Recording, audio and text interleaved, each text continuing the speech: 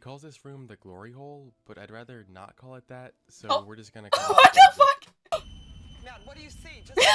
He saw GTA 6! Oh my god, he saw fucking GTA 6 getting postponed for the 4th time! What's up, guys? Today we're gonna be reacting to a broadcast that caused nationwide panic.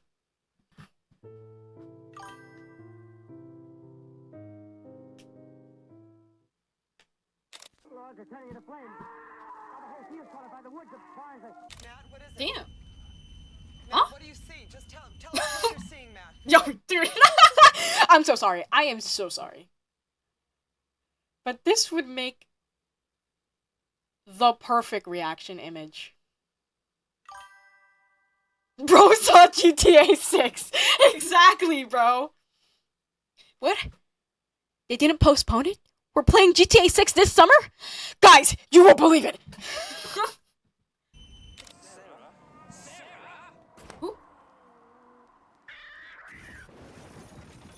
Sarah? I think they're calling Some of for the you. most fascinating areas of horror include found footage and analog-style horror, where realism blurs the lines between fiction and reality. There are many popular names in this genre. Although, I'm gonna keep it a buck, I feel like analog horror has been so played out lately that, like, it's lost all the spooky factor and everything, bro. Like, it's just become, like, cookie cutter, like, image, scary face, image, scary face, image corrupted, image corrupted, image corrupted, image corrupted. Thoroughly Just my reviewed opinion. and analyzed. But far before some of the more modern titles were known, there was an era of this style of horror that was just Local convincing enough 58. to put a countless number of people. Oh, I remember the days of Local 58, bro. I remember those days. Those were the good old days. Back when analog horror was new, and everybody thought that Local 58 was an actual news station. Edge. I like to call it the analog horror before analog horror. Yes, exactly, These exactly. are times where a simple broadcast caused nationwide panic, with the earliest occurrence happening in 1938. It was the day before Halloween in 1938. Orson Welles, the producer of a radio show, was preparing to air the Halloween episode of his radio series, The Mercury Theater on the Air. This was a weekly, hour-long show where they did. Today, they had something special planned. They had written an adaptation of the H.G. Wells novel, The War of the Worlds from 1898, and were going to perform. Oh my god! This is the movie. This is the movie that they did a really fucking shit adaptation on Amazon Prime. That Moist Critical was talking about. That was like the worst movie of all time. Whereas like the whole time, the entire movie was like an Amazon promotion. I wonder what this book is about. Perform this live on air. The creativity in this, however, was that it was written to be presented as if it were a real news broadcast. At the time, something like this hadn't been done before. Just after 8 o'clock p.m., they went live. Next 24 hours, not much change in temperature. A slight atmospheric disturbance of undetermined origin is reported over Nova Scotia, causing a low-pressure area to move down rather rapidly over the northeastern states, bringing a forecast of rain accompanied by winds of light gale force. It started off as if it were a normal broadcast, doing a weather report, followed by music from Ramon Raquello. We take you now to the Meridian Room in the Hotel Park Plaza in downtown New York, where you So will were be they like entertained by the fucking with music their of viewers Raymond or something? Raquello and his orchestra. This whole like, was this like whole a marketing stunt or something? After about a minute of this, the broadcast is interrupted by a news reporter Creepy who ass announces music, bro. this. Ladies and gentlemen, we interrupt our program of dance music to bring you a special bulletin from the Intercontinental Radio News. At 20 minutes before 8 Central Time, Professor Farrell of the Mount Jennings Observatory, Chicago, Illinois, reports observing several explosions of incandescent gas occurring at regular intervals Oh, on the dude, planet's was Mars. this the At the end original of the spreading broadcast, misinformation we online? introduce our two main characters, Carl Phillips, who will become our main commentator, and Professor Pearson, who is an astronomer weighing in on the events. Phillips and Pearson briefly tease the idea of aliens before Professor Pearson is informed that some type of large impact has just been made within a 20-mile radius of Princeton. Ladies and gentlemen, I shall read you a wire addressed to Professor Pearson from Dr. Gray. They were gaslighting like no other, bro. The OG gaslighting, bro. Seismograph registered shock of almost earthquake intensity. Well, actually, near our area, I'm pretty sure that there's like an meteorite that crashed into the nearest playground, and right now I'm seeing like two scrawny ass green people coming out of it. Yo, guys, are you getting this? Are you getting this? Is my mic muted? Is my mic muted? Are you getting this? Are you getting this? Like, dude. Radius of 20 miles of Princeton. Please investigate. Signed Lloyd Gray, Chief of Astronomical Division. Phillips arrives at the site of the impact and finds a strange object in the ground. I can see of the object itself doesn't look very much like a meteor. At least not the meteors I've seen. It looks more... Guys, I predicted this. This is not pre-watch. This is not pre-watch. Meteor.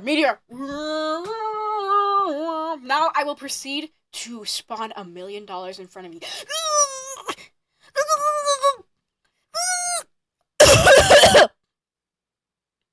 Yeah, I'm not a millionaire yet, so.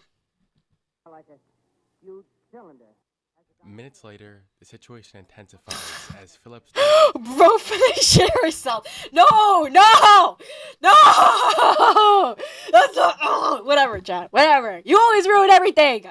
I was trying to do neural transmission so I could manifest $1 million. Now you guys are saying that I shit myself. No, I'm not!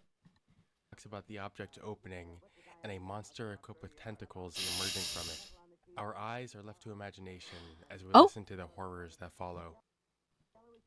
Wait a minute, something's happening. Humped shape is rising out of the pit. I can make out a small beam of light against a mirror. What's that? There's a jet of flame springing from the mirror and it leaps right at the advancing men. Does Marilyn know that this is happening? Strikes them head on. Lord, they're turning into flames. Oh, damn! The gas tanks for the automobiles spreading everywhere. It's coming this way now, about 20 yards to my right. The next 20 minutes or so depicts a graphic soundscape of shrieks and panic as Martians invade the planet and destroy everyone and everything that stands in their way. Near the end of this act, the perspective cuts to a new broadcaster who is broadcasting from a different station as he watches the destruction of the city. Yeah, they were voice acting, bro. Like, they were doing it like Rent was due. Rent was due. Smoke that is slowly killing everyone. Smoke comes out, black smoke drifting over the city. People in the streets see it now. They're running toward the East River, thousands of them. He's coughing until he goes silent. 100 yards away. Bro stubbed his crow. Bro stubbed his crow crazy, bro. He stubbed his toe crazy. Now, at this point, the broadcasts have been playing for roughly 37 minutes. It was at around this point that the executive producer of the show was called out of the studio to take a phone call. Just a few minutes later, he returned looking extremely anxious. He informed them that he was just ordered to immediately interrupt the broadcast to announce that everything that was happening was fictional. The act finished up, and this message was aired. You are listening to a CBS presentation of Orson Welles and the Mercury Theater on the Air in an original dramatization of The War of the Worlds by H.G. Wells. The performance will continue after a brief intermission. This is the Columbia Broadcasting System. Oh. Now, this is where the details get a little fuzzy. If they go off They what had the to end crew the of bit. the show says happened, They were then this gaslighting is so the good. timeline of events. One of the actors on the show, They did David cook. They did Schnabel, cook. says that They when the cooked hard, broadcast bro. They were resumed, cooking a whole Michelin policemen started restaurant there. flooding into the radio station. In a moment of chaos, there was a struggle between the police and CBS executives to keep them from stopping the show from continuing. One of the producers later said that after the broadcast finished, he received a phone call from the mayor of a Midwestern town where there were mobs filling the streets, panicking over this. At the station where the broadcast was played, there were angry people from the press in hysterics, telling them that there was a fatal stampede in a Jersey Hall, and even suicides that resulted from this. Because of how much commotion was going on, the cast had to leave the CBS building from the back entrance. But the outrage didn't stop there. Within just a few weeks, newspapers had published tier over rage bait. 12,000 articles about the broadcast. My God. Some critics It really even was calling S-tier for rage bait. regulation by the FCC. As a result, Orson Welles ended up apologizing for the broadcast, insisting that he did not think this would be the outcome. Yeah, no. Almost no sleep, and I know less about this than you do. I haven't read the papers except the lead. I had every hope that the people would be excited as they would be at a melodrama. The broadcast left a big mark on history, but in hindsight, it seems a little strange. This might be the best marketing campaign known to man, bro. I mean, think about it, chat. Everybody knows the story now. I mean... that a simple radio broadcast could truly cause this much panic. A lot of research has been done into the event to figure out exactly why this happened. Many people believe... Somebody just said, War of Rage Bait. I mean, it looks like the Rage Baiter was won, so... This may have actually been a cultural phenomenon of the time. A study by the Radio Project found that less than a third of the frightened listeners actually understood that the show was about aliens. Most of them thought they were listening to reports of a German invasion or a natural disaster of some sort. And it makes sense when you consider the time. Yeah. This all happened just before World War II. Oh. For the entire month prior to the broadcast, radio stations were constantly keeping people on their toes by talking about the worrisome things happening in Germany at the time. Damn, so they were deaf too, bro. Shut up. The Americans' anxieties rather than actual outrage at the broadcast itself. It is also understood that most of the outrage reported in the newspapers was heavily exaggerated for sensationalism. More recent research indicates that the show this was broadcast on wasn't even all that popular, so not many people actually heard it. The night of the broadcast, a survey was conducted. So by they were Radio fucking Rating lying Service. too. They called 5,000 households, and only 2% of them said they were listening to the radio play, and none of them Holy indicated that they thought it overreaction. was a real news broadcast. And of the nearly 2,000 letters mailed to Wells and the FCC after the broadcast, only... They said, "Hey yo, a flying squid is coming out of that motherfucker!" They're just giving birth to squids. They're fucking erupting from their bellies, bro. And that's how the first war fan art was made. About 27% of them came from frightened listeners. In fact, there were plenty of other controversial broadcasts in that time period that received many more protest letters than this. We also have So it was conflicting overblown. reports from other people at that time. Ben Gross, a radio editor for the New York Daily News, wrote in his 1954 memoir that the streets were nearly deserted when he made his way to the studio for the end of that broadcast. So they're lying ass bitches. There was no fucking... I know he's ugly. Okay. They're fucking lying ass bitches, bro. There were no mobs. Making this seem like this was some fucking Frankenstein shit where it's like, take it off. Take it off. Take it. Ain't nobody give a shit. They were low-key just unknown. They were just unknown. This is very different Welcome from back, what Nate. we heard earlier. A writer of a letter that the Washington Post published also recalls that there were no mobs in the street. So while there undoubtedly was a lot of fear caused from this broadcast, it was likely nowhere near what most people would suggest. One thing that is for certain is that Wells definitely made an impact so large that it would influence another similar event that occurred on CBS 5 decades later. Copycat. Copycat. What? Without warning. Guys? Guys? Before, CBS I'm kinda had a scared. program called Without Warning, taking inspiration from the Orson Welles broadcast. Following the same format, the show begins with what looks like a normal movie playing, before being interrupted with what looks like a real news broadcast, informing the audience of 3 seismic events reported in the Northern Hemisphere. We interrupt this program for a special bulletin. Here now is Sandy Hill.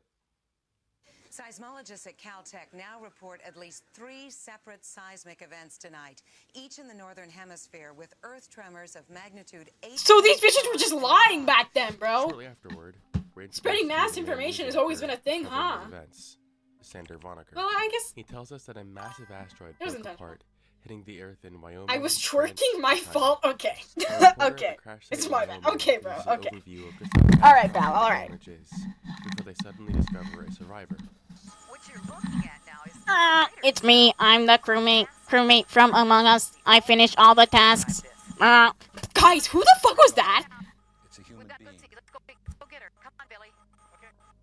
A badly burned little girl is quickly approached by the news team as they try to get her help. She mutters something unintelligible to the camera. That's not a before fucking being girl, taken bro. away to the hospital to be treated.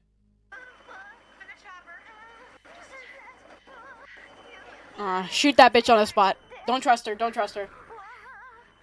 The broadcast continues, with the journalists scrambling to keep the public informed, when we learn that not only is the government taking great interest in this, but they are being awfully secretive about it. As you can see, dozens of investigators from NASA and the Pentagon have been flown into the site, which is now beginning. She sounds like Mario dying. Troops armed with assault weapons. Why the government would need firepower like that at the site of a meteor? Guess. The FAA has now established a no-fly zone immediately over the crater. They've made it quite clear that anyone violating this restriction would be fired upon. So these are the last pictures you're likely to see for a while. All we learn is that a NASA scientist named Dr. Avram Mendel is suddenly flown out on a military chopper to the Houston Space Center. This in itself wasn't too noteworthy until we learned that Mendel was a founding member of SETI, the Search for Extraterrestrial Intelligence Institute. Oh! Well, according to his bio, he is a founding member of SETI. Does that mean extraterrestrials were involved? Like I said at the beginning, there are no questions. Come on, Dale, give it. Well, no. The next 30 minutes of the broadcast follows the reporters debating about the existence of alien life with scientists and people on the streets, before we are informed that another, Great much actors, larger though. object The acting is must have been detected so moving fucking toward insane. Earth. The U.S. government has 2 aircraft sent up to intercept the objects before impact, and while they are successful, they lose contact with the pilots in the process. I2, Johnny. We're losing video on India 1, India 2, do you copy? We have contact. It seems like we had a direct hit on the Oh. asteroid, but there's some concern here. Oh shit! Everyone get down! Get down! Get down! Get down! Get As down, the Mr. program President! Get approaches down! its Get down! climax, we hear from Dr. Avram Mendel for the first time as he enters Is the it okay to Houston go out Space Center. right now, guys? He Is confirms it okay to come out? that this was Not out of the an closet, aliens, obviously. and I'm straight. expresses extreme disapproval in the way that we handled this. They came in the way that they chose to come, in peace at first. What I'm saying is that we have made a preemptive strike, people. We have just declared war. When he exits the Space Center, about 10 minutes Oh. later, he tells the press he has resigned from his position before hitting us with his Bro, bone-chilling rage update quit on the mid situation. mid-fight. You mentioned before that this is an ongoing crisis. What did you mean by that? I was like, nah, I'm not dealing with this shit, bro. I don't get paid enough for this shit. Oh wait, I don't get paid enough for this. Nah, I quit my job. Actually, fuck all of you. You don't know? No. At approximately 10:32 p.m. Eastern Time, the radio telescope at Goldstone, Mojave received a signal. There are 3 asteroids of a magnitude of 2 miles each and above that are on a trajectory with Earth. The asteroids are expected to hit sometime around 10:52 p.m. Eastern Time. It's 9 minutes from now. In an anxiety-inducing build-up, the Space Center plans to calculate the trajectory of the incoming asteroids so they can launch a missile to deflect each of them. The moment of truth comes, and they're successful. I know he called at Smash The Bros. Space Center Okay. appears in celebration, along with the news studio and people all Okay, around buddy. the world. Then, The as world is someone fucking puts ending. Can you the take this Space seriously, Center chat? suddenly Can you stops. take this The seriously? broadcast cuts back My to the God, reporter bro. in the Houston Space Center, I'm not who inviting you expresses to the end of the confusion world about party, the sudden bro. silence. I hope you guys all Then, fend as for iconic yourselves. I hope you guys all fend for yourselves, okay? Because I ain't helping you. God knows I ain't helping you, bro. Cheering and celebrating, and then it was as if a balloon would burst. Quiet permeated the room, and nobody. Okay, it's kind of bad. I'm not gonna lie. Anyways. What? Matt, what is it? Matt, what do you see? Just He saw GTA 6. Oh my god, he saw fucking GTA 6 getting postponed for the 4th time. Fuck, bro, we're not getting GTA 6 this year or next year or the year after that. Oh, fuck, bro. You had a premonition. You had a fucking premonition, chat. No. Real? Oh my god. Real cactus? Chat, is this real?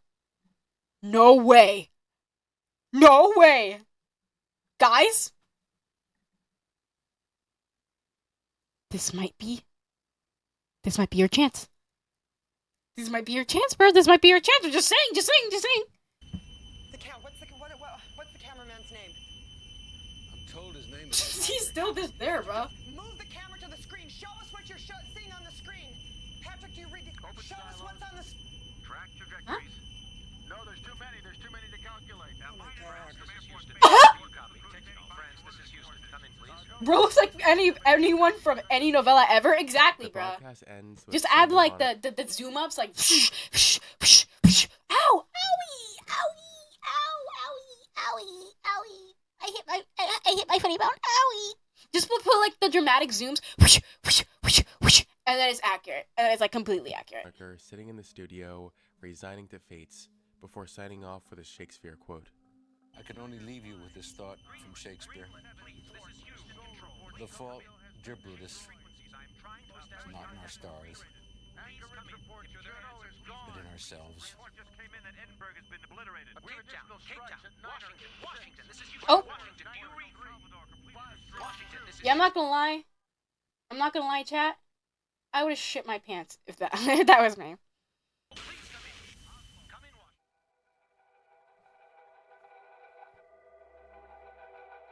Now, this one didn't have quite as big of an effect as the Orson Welles broadcast did, but it still caused a certain degree of panic in some people. He's looking at me like he's looking at me like that. I feel like I'm in trouble. He's gonna bring out the belt. Bro. Does he have that Latina mom stare, bro? Oh my god, bro. I remember my mom looked at me like that. But she wasn't the one who whooped me, it was my dad. From one perspective, this might make a little sense, since at the time, this was aired as if it were a real broadcast. One thing that made it slightly convincing was that most of the reporters in the show were real reporters who played as themselves, including Sander Vonnegut, Bree Walker, and Sandy Hill. On the other hand, there were also some actors in this who were well known for other popular roles, like the reporter who played Q from Star Trek. But there is one thing that I just don't understand how anyone missed. CBS made it very clear that this was not real. At the start of their broadcast, they announced that this was fiction, and during every ad break, they once again reminded the audience that this was fiction. In some locations, so the bitches couldn't read either. Don't worry, guys. We also don't read. Things really don't change. Somehow, this was lost on a few people. The CBS affiliate in Fort Smith, Arkansas reported that they received dozens of calls asking if the events they were seeing were actually happening. Even other news channels in Arkansas were getting calls about it. ABC, Fox, and NBC all said they received a lot of calls from people asking, why is she so orange? Deaf, blind, no hose? The past was cooked. About the asteroid impacts on CBS. There are even plenty of comments made on the internet from people claiming they remember their friends and relatives freaking out over this when it was first aired. They're low-key a little bit slow now. Claims that the panic in his town was so bad they made the front page of their local newspaper. But these types of mock newscasts weren't specific to the United States. This was an international genre, which brings us to our final broadcast that shook the people of the United Kingdom when the mockumentary... Oh my goodness gracious, is that United Kingdom? Did you guys know that I was born in England? Yeah, it's not fiction. Hip hip cheerio. Born in London. Ah, great times, great times. I was a strange child. No wonder I ended up like this. Fish and chips started attacking us, mate. Shit! Get down! Get down! Get down! Get down! Get down! They're bringing out the fucking fish and chips, bro! I knew I should have thrown mine out! Fucking shit! Holy shit! They're bringing out the fucking chips! Get down! Get down! Get down! Fish to be attacking us, though. This is the broadcast that made the largest impact of anything on this list, resulting in the loss of life and the subsequent banning of the program. What? Quick disclaimer here, in the original version of this video, I actually played some clips from the movie to paint the scene better, but unfortunately this resulted in the video getting a copyright strike, so I had to edit out every part where I featured a clip from the movie. Everything should still make sense for the most part, but it's just not exactly as good as what I had originally. My younger brother got shanked when man was Lee lad. Hey, pip pip governor, pip pip governor. So we take them into chips. Is that why British people eat fish and chips? Because they actually secretly fucking hate fish? And the fish have been attacking them? Guys, what if real alien life was actually on Earth? They're just fish. Ever think of that? You didn't. Envisioned. If you do want to see the full unedited video, then it is available on my Patreon page. Ghost Watch aired on the BBC on the Halloween. Then they would not be aliens. Okay. How do I explain this? Like, what if... No. This is my theory. What if fish were originally not from Earth? archaeological. They were in an asteroid, landed on Earth, and they're actually secretly aliens, but we don't know they're aliens. That's my theory. That's my theory. First Watch aired on the BBC on the Halloween of 1992. It opens like a legitimate live documentary and tries to play like it is one. In reality, this was all pre-recorded. At the open, we're introduced to our host, Michael Parkinson, who tells us that this program is going to try and document evidence of the supernatural. He is accompanied by BBC, ha ha ha. BBC, ha ha ha. Chat, you're cooked. You're cooked, chat. You're cooked. You're cooked. He looks so dead. in the paranormal, all British people do, bro. Dr. Lynn Pascoe, and a field reporter, Sarah Green. The area they are investigating is a home that inhabits a woman named Pamela Early and her two daughters, Suzanne and Kim. They have been experiencing paranormal activity for the past 10 months and want to show the world what is happening. The show also had a telephone number on screen that people could call if they wanted to share their own experiences. This number was really the only thing that would hint viewers toward this broadcast being fictional. The idea was that if anyone called the number, they would be greeted with a message telling them that the show is a work of fiction. Kim looks so done with this. They don't be playing child actors that much, bro. The only issue with this was that there were so many people calling in and only 5 telephone operators, so most people only heard a busy line, which reinforced in their minds that this was all real. The early portion of the show featured the field reporter, Sarah Green, getting details on the case from the family. We learned that a lot of the activity taking place took the form of strange noises coming from the walls and eerie things the kids experienced. Kim has dubbed this ghost Pipes. One of the main areas of paranormal activity is... If I was fucking dead and haunting someone, and some random ass little fucking kid called me Pipes, shit, bro, I might be airing that shit out, bro. I might actually be fucking... I might be sliming them out, bro. I might be sliming them out. Imagine haunting someone's house and think you're gonna get, like, a badass name, like, ooh, the Whisperer, or, like, ooh, that creepy-ass fucking ghost in my Pipes. Okay, that sounds like a fucking... What's your hood name? Pipes, what's your real name? Michael! Is this boarded up area under the stairs. Pamela tells the Yo, reporter that this Pipes, was an how you area been? where her ex-husband used to develop photos. She calls this room the glory hole, but I'd rather not call it that, so we're just gonna call it What the fuck? Yo, wait, pause!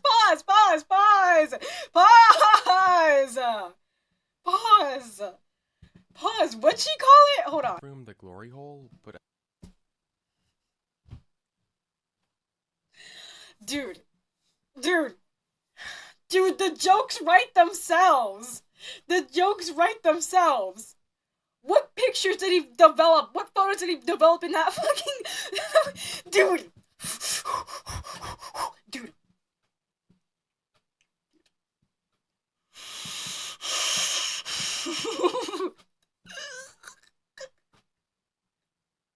The glory hole. Get out of here, bro. Get out. I'd rather not call it that, so we're just gonna call it the boarded up room. Yeah, the Pamela boarded up. tells the reporter of an eerie experience The goon she had room? there one time. Dang, A lot this of the ghost show be plays like freaky any one. ghost Yeah, dude, he a investigation, freaky one. taking note of strange occurrences. Pipes might like be getting a it strange on. figure being seen in some of the footage, scratch marks on Suzanne's Oh. face, and a damp circular spot on the rug. About an hour. Alright, who pissed, bro? Who pissed? Dude, this is so fucking scary, and it's just a fucking ghost pissing on the bed. I see why you call them Pipes. Okay, but does Pipes have some pipes, though? The mat on the floor with the circular wet stain. Pipes, you were pissing on the bed. Stop trying to spin it like it's something scary, bro. It's not. It really isn't, bro. It really isn't. The ghost just fucking pissed. While we're into the show, we hear banging noises erupting from the house. Sarah Green goes to investigate and finds that Suzanne is the one making the noises. She appears very upset. Oh, they got a ghost on and the wall? denies that What? she had anything to do with this before the footage cuts back to the studio. At this point, everyone assumes this was jokes. Just as we are sure everything is wrapping up, a series of anonymous callers put together the true backstory behind the ghost, Pipes. We learn that he was a disturbed individual named Raymond Tunstall, who believed he was possessed by a Victorian baby farmer named Mother Seddons. What the fuck is a baby farmer? That up, real quick. What is a baby farmer? A baby farmer was a historical term for the late 1900s to early 20th century used to describe a person who accepted the custody and care of infants or young children in exchange for payment. Oh, it's just a fucking babysitter.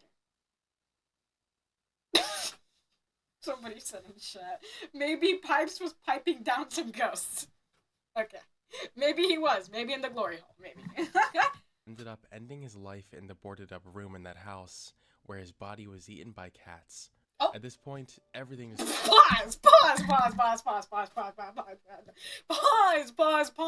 Pause. Eaten by cats? Bro, what? What? What? Dude, what do you mean he was eaten by cats? What the fuck? Pipes eaten by cats in the goon room? Okay, bro. Okay. This goes full paranormal activity. Alright, yeah. The banging starts up again, the lights go haywire, and throughout all the commotion, Suzanne disappears, to later be heard calling out from inside the boarded up room before the camera cuts out. The psychologist in the studio theorizes that the ghost has used the nationwide broadcast to create some sort of massive seance to manifest itself through. At this point, the police are called to the house to evacuate everyone. They are able to extract that's Pamela, one crazy way to go him, down. and one of the TV crew members, but Sarah and Suzanne are still missing. The camera cuts again to footage coming from inside the house, where Sarah is still trying to save Suzanne. Now the chaos has extended from the house into the studio. Lights are breaking, wind is blowing everywhere, people are exiting the studio, and then the studio loses power completely. The final scene is of Michael Parkinson confusingly wandering around the dark studio before becoming possessed by Pipes. Then the show ends. Oh!